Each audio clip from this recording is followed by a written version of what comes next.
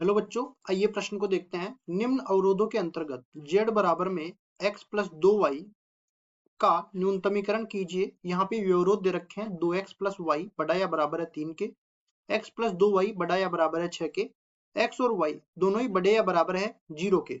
दिखाइए कि z का न्यूनतम मान दो बिंदुओं से अधिक बिंदुओं पर घटित होता है। प्रश्न को हल करने से पहले इसकी मुख्य अवधारणा के बारे में चर्चा कर लेते हैं। तो यहाँ पे हम लोग देखने वाले हैं मुख्य अवधारणा। प्रश्न को देखते ही समझ आ रहा है कि ये रेखिक प्रोग्रामन समस्या है। रेखिक प्रोग्रामन समस्या। और साथ ही साथ ये भी समझिए कि यहाँ पे हमें जो उद्देश्य फलन दे रखा है उसका करना है न्यूनतमीकरण। उद्देश्य फलन का न्यूनतमीकरण। न्यूनतमीकरण। अब इसमें हम लोग ये समझ लेते हैं कि देखिए, जब भी हमें न्यूनतम मान दो से ज्यादा बिंदुओं पर प्राप्त होता है, इसका मतलब ये होता है कि मान लो कोई भी हमें किसी उद्देश्य फलन पे कोणीय बिंदुओं का मान एक से ज्यादा बिंदुओं पर, हम लोग कहेंगे किसी भी उद्देश्य फलन का, किसी भी उद्देश्य फलन का एक से ज्यादा बिंदुओं पर अगर हमें न्यूनतम या अधिकतम मान, हमें न्यूनतम या अधिकतम मान प्राप्त होता है तो वो सारे बिंदु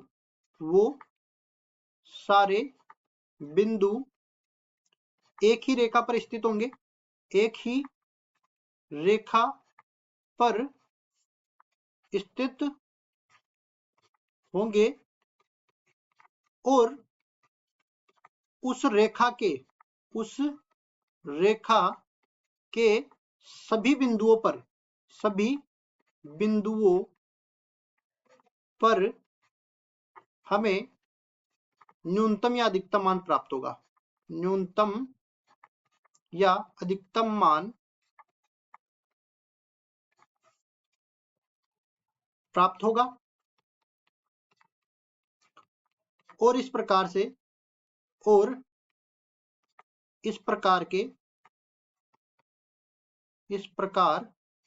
के अनंत बिंदु संभव हो सकते हैं। अनंत बिंदु संभव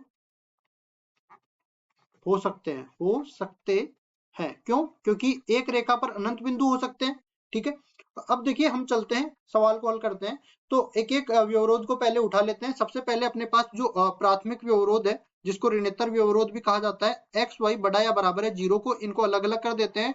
तो एक्स बड़ा या बराबर है 0 के और वाई बड़ा या बराबर है 0 के। इसका मतलब ये है कि जो भी अपने पास हल क्षेत्र बनने वाला है वो प्रथम चतुर्थांश में आने वाला है। ठीक है, आगे के व्यवरोधों पे चलते हैं। अगला व्यवरोध है 2x प्लस वाई बड़ा या बराबर है 3 के। 2x प्लस वाई बड़ा या बराबर है 3 के। जब भी हम लोग किसी असमीका का हल क्षेत्र निकालते हैं तो पहले तो उस असमीका को हम समीकरण में परिवर्तित करते हैं। तो 2x प्लस वाई बराबर में 3।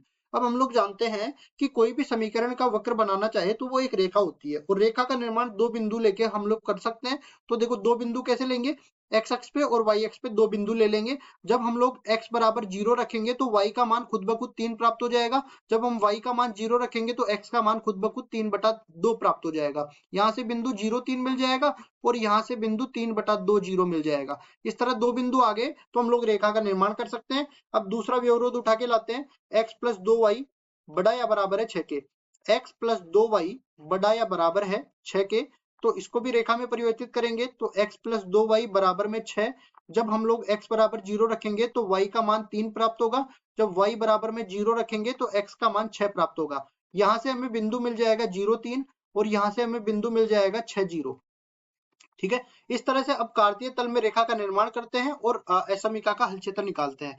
तो देखो, प्रथम चतुर्थांश हमने पहले ही बोल दिया। तो धनात्मक y अक्ष और धनात्मक x अक्ष हम लोग ले लेते हैं। तो देखो इस तरीके से ये अपने पास ऊर्ध्वाधर अक्ष वाई अक्ष हो जाएगी, ये क्षैतिज अक्ष एक्स अक्ष हो जाएगी। इसमें आप पैमाना मान लेते हैं तो पैमाना बिंदुओं के अनुसार हम मानते हैं। तो यहाँ पे आप देख सकते हो, देखो 1 2 3 ऐसे ही मान लेते हैं हम लोग। तो ये इस तरीके से बन जाएगा। देखिए एक खाना बराबर 1 इकाई, 2 3 4 5 6, इस तरह से ये बनेगा। इस तरह भी देख लेते हैं, 1 2 3 4 5 6, ठीक है। तो इनको नाम भी दे देते हैं, 1 2 3 4 5 6, इनको भी नाम दे देते हैं 1 2 3 4 5 6। अब बिंदुओं को रख देते हैं। तो देखो पहली रेखा पर बिंदु कौन कौन से हैं? पहली रेखा पर बिंदु है 0 3 और 3/2 0। 0 3 तो यहाँ पे आ जाएगा और 3/2 0 1 और 2 के बिल्कुल मध्य में आ जाएगा। दोनों बिंदुओं को मिला देते हैं तो अपने पास रेखा का निर्माण हो जाएगा। इसको आगे तक बढ़ा देते हैं, ठीक है। इन बिंदुओं को नाम भी दे देते हैं। ये जो बिंदु है इसको ए नाम दे देता हूँ, ये 3/2 0 का बिंदु है। और ये जो बिंदु है इसको भी मैं नाम दे देता हूँ 0 3, ये बी बिंदु नाम दे देता हूँ। अब अगली रेखा पे बात करते हैं। इस रेखा का समीकरण भी हम लोग लिख देते हैं साथ में, 2x प्लस वाई बराबर में 3। 2x प्लस वाई बराबर में 3। अगली रेखा को उठा के लाते हैं तो देखो अगली रेखा अपने पास क्या दे रखी है, x प्लस 2y बराबर में 6। इस पे दो बिंदु है 0 3 और 6 0। तो 0 3 तो अपने पास यही वाला बिंदु है और 6 0 अपने पास ये वाला बिंदु है। दोनों बिंदुओं को हम लोग मिला देते हैं तो अपने पास दूसरी रेखा का निर्माण हो जाएगा। इसको आगे तक बढ़ा देते हैं और ये जहां पे काट रही है इसको मैं सी बिंदु नाम दे देता हूँ, जिसका निर्देशांक है 6 0। और ये बिंदु तो पहले ही मैंने नाम दे दिया है इसको, ठीक है। अब देखो इसको समीकरण दे दिया x प्लस 2y बराबर में 6। अब हम लोग, ये तो हमने रेखा का निर्माण कर लिया समीकरण के लिए। अब असमीका का हल क्षेत्र निकालते हैं। तो असमीका का हल क्षेत्र निकालने के लिए प्रथम ये जो अपने पास ऋणात्मक विवरोध थे वो तो काम में आ गए। मतलब अपना जो हल क्षेत्र है वो y अक्ष के तो दाईं तरफ रहेगा और x अक्ष के ऊपर की तरफ रहेगा। उसके बाद देखो ये असमीका उठा के लाते हैं, 2x प्लस वाई बड़ा या बराबर है 3 के। तो मतलब कि ये लाल रेखा के ऊपर की तरफ अपने पास हल क्षेत्र आने वाला है। क्यों? क्योंकि इसमें मूल बिंदु संतुष्ट नहीं कर पाता है। मूल बिंदु को संतुष्ट कराएंगे तो 0 से बड़ा, 0 3 से बड़ा थोड़ी ना होता है, तो ऊपर वाला हल क्षेत्र आ जाएगा। इसी तरह x प्लस 2y बड़ा या बराबर है 6 के, तो इसमें भी मूल बिंदु संतुष्ट नहीं कर पाता है, तो इसमें भी ऊपर की तरफ वाला हल क्षेत्र आ गया। मतलब जो अपना हल क्षेत्र आया, पहले तो मैं उसको छायांकित कर देता हूं क्योंकि ये अपने अपरिबद्ध हल क्षेत्र आने वाला है, ठीक है। केवल एक तरफ से ये परिबद्ध है और बाकी 3 तरफ से ये अपरिबद्ध है। तो इसको अपरिबद्ध मतलब ये घिरा हुआ क्षेत्र नहीं है। अब अपरिबद्ध क्षेत्रफल आ गया तो इसमें देखो अगर कोणीय बिंदु मेरे को मिल भी जाए ना और न्यूनतम अधिकतम मान मेरे को मिल जाए, तो मैं उनका डायरेक्ट निर्धारण नहीं कर सकता कि ये अधिकतम होगा ये न्यूनतम होगा। उसके लिए भी एक तरीका होता है, वो तरीका हम लोग बताने वाले हैं यहाँ पे। देखिए इसमें होगा क्या, दो कोणीय बिंदु अपने को मिल गए, पहला बी और दूसरा सी। तो अब देखो ये उठा के लाते हैं हम लोग उद्देश्य फलन को। उद्देश्य फलन क्या है, x प्लस 2y। तो यहाँ पे हम लोग लिखने वाले हैं z बराबर में x प्लस 2y और दो कोणीय बिंदु b अपने पास है 0 3 इसके निर्देशांक है और c अपने पास है 6 0 अपने पास निर्देशांक है। z का मान यहाँ पे रखेंगे तो 3 दूनी 6 ये आ गया और z का मान यहाँ पे 6 आ गया। अब देखो हमें नहीं पता है कि ये मान न्यूनतम होगा या अधिकतम होगा, ठीक है, लेकिन हम लोग इसका भी पता लगा लेंगे और साथ ही साथ ये भी पता लगाएंगे कि क्या ये मान सही है या नहीं है। तो देखिए यहाँ पे हम लोग क्या कर देते हैं, ये जो उद्देश्य फलन है इसमें असमीका बना लेते हैं। अपरिबद्ध क्षेत्र जब आया है इसके लिए मैं ये काम कर रहा हूँ। तो x प्लस 2y छोटा है 6 के, इस तरह से मैंने असमीका बना ली। अब असमीका बन गई तो इसका हल क्षेत्र भी मेरे को निकालना पड़ेगा। तो x प्लस 2y बराबर में 6, पहले तो मैं ये वाले समीकरण से रेखा का निर्धारण कर देता हूँ। तो ये वाली रेखा x प्लस 2y बराबर में 6, ये तो अपने पास यही वाली रेखा आ गई। लेकिन याद रहे कि इसमें तो ये रेखा शामिल है क्योंकि बराबर का चिन्ह भी साथ में है इस असमीका में, लेकिन इसमें ये इस असमीका में रेखा शामिल नहीं है। अब देखो यहाँ पे रेखा शामिल नहीं है तो उसका हल क्षेत्र भी कुछ इस तरीके से हम बनाते हैं। देखिए इसको भी हम लोग थोड़ा हाइलाइटर से बना देंगे। ये जो हाइलाइटर अपने पास आने वाला है ये नीचे वाला हल क्षेत्र को दर्शाता है और साथ ही साथ ये रेखा इसमें शामिल नहीं है, तो हम लोग इसको डॉटेड बना सकते हैं बीच में से काट के। लेकिन ऊपर वाले में हल क्षेत्र में शामिल है तो इसको डॉटेड नहीं बना सकते। इतना याद रखो कि नीचे वाले हल क्षेत्र में ये शामिल नहीं है रेखा। तो हमें क्या देखना होता है कि जो भी अपने पास असमीका बनी उस असमीका का एक भी बिंदु जो अपने पास हल क्षेत्र है उसके साथ उभयनिष्ठ नहीं होना चाहिए। अगर उभयनिष्ठ हो गया तो जो भी अपना न्यूनतम या अधिकतम मान होगा वो गलत होगा। ठीक है, अब इसमें आप देख सकते हो कि एक भी बिंदु उभयनिष्ठ नहीं है, केवल इसी का ये सारी रेखा जो है इसमें शामिल नहीं है, तो अपने पास एक भी बिंदु उभयनिष्ठ नहीं है। उभयनिष्ठ नहीं है तो जो भी अपने पास न्यूनतम या अधिकतम मान आ रहा है वो बिल्कुल सही है। अब देखो अपरिबद्ध क्षेत्र का काम तो यहाँ पे खत्म हो गया, कि मतलब हमारे पास उभयनिष्ठ क्षेत्र सॉरी हल क्षेत्र का एक भी बिंदु उभयनिष्ठ नहीं मिला, उभयनिष्ठ नहीं मिला,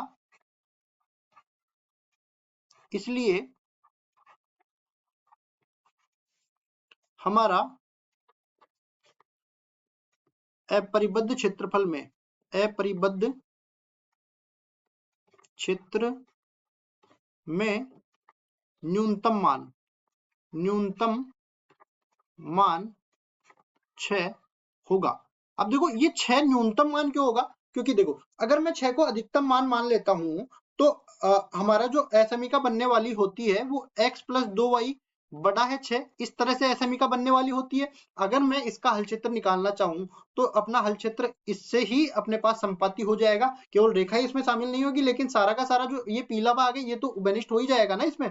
तो हम लोग यहाँ पे कहेंगे कि इसका अधिकतम मान तो संभव नहीं है इस अपरिबद्ध क्षेत्रफल में, मतलब ये उद्देश्य फलन पे ये 6 जो है इसका अधिकतम मान नहीं है, इसका अधिकतम मान तो अपरिभाषित है, आगे तक ये बढ़ता जा रहा है अनंत तक, तो अनंत तक इसका जो अधिकतम मान है वो बढ़ता चला जाएगा, लेकिन न्यूनतम मान इसका संभव है जो इस पूरी रेखा पर संभव है। आप इस बिंदु पर देखोगे तो भी 6 मिलेगा, इस बिंदु पर देखोगे तो भी 6 मिलेगा, यहाँ पे कहीं पे भी एक बिंदु उठा लो, यहाँ पे देखो एक बिंदु मैं कोई सा भी उठा लेता हूँ, जब मैं x का मान 1 रख देता हूं तो y का मान अपने को क्या मिलेगा, देखो x का मान 1 रख देता हूं क्योंकि मेरे को 6 लाना है यहाँ पे, तो यहाँ पे देखो x + 2y बराबर में 6, ये रेखा है अपने पास, तो यहाँ पे x का मान जैसे ही मैं 1 रखता हूं तो y का मान अपने को क्या मिल जाएगा, y का मान मिलेगा देखो यहाँ से 5/2। अब 5/2 चूंकि हमें पहले ही पता है कि x + 2y पूरा का पूरा मान ही 6 के बराबर है, तो उद्देश्य फलन में रखने के बाद तो इस रेखा पर सारे मान ही जो है 6 के बराबर प्राप्त होंगे, तो हम लोग कहेंगे इस पूरी की पूरी रेखा पर हमारे पास हर एक बिंदु पर ये न्यूनतम मान 6 ही मिलेगा। और जैसा कि हमें सवाल में सिद्ध करना था कि 2 बिंदुओं से अधिक बिंदुओं पर घटित होता है ये न्यूनतम मान, तो 2 बिंदुओं से अधिक मतलब अनंत बिंदुओं पर यह घटित हो रहा है, तो इस तरह से हमने अपरिबद्ध क्षेत्रफल में ये भी बता दिया कि न्यूनतम मान 6 होगा, क्यों होगा वो भी बता दिया, क्योंकि कोई भी बिंदु उभयनिष्ठ नहीं मिला, और न्यूनतम मान ही होगा ये भी बता दिया, और 2 से ज्यादा बिंदु पर होगा ये भी बता दिया। ये हमारा उत्तर हो जाएगा। आशा करता हूं ये सवाल आपको समझ में आया होगा। धन्यवाद।